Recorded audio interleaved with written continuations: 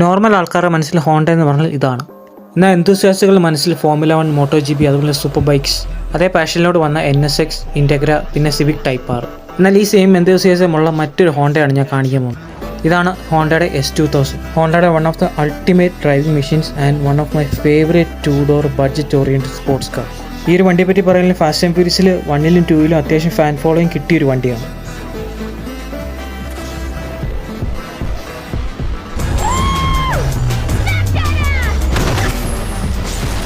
ഹോണ്ടയുടെ 50th birthday സെലിബ്രേഷൻ്റെ ഭാഗമായിട്ട് launch ചെയ്തൊരു വണ്ടിയാണ് S2000.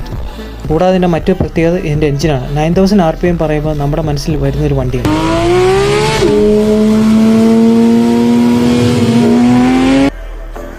പോർഷയുടെ 911 GT3 RS.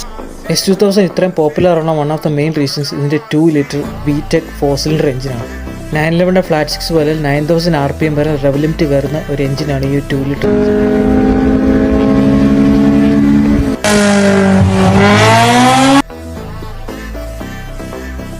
മാത്രമല്ല ഹോണ്ടയുടെ മറ്റ് JDMs പോലെ തന്നെ അത്യാവശ്യം നല്ല റീസെയിൽ വാല്യൂ ഹോൾഡ് ചെയ്യുന്നൊരു മോഡലാണ് S2000.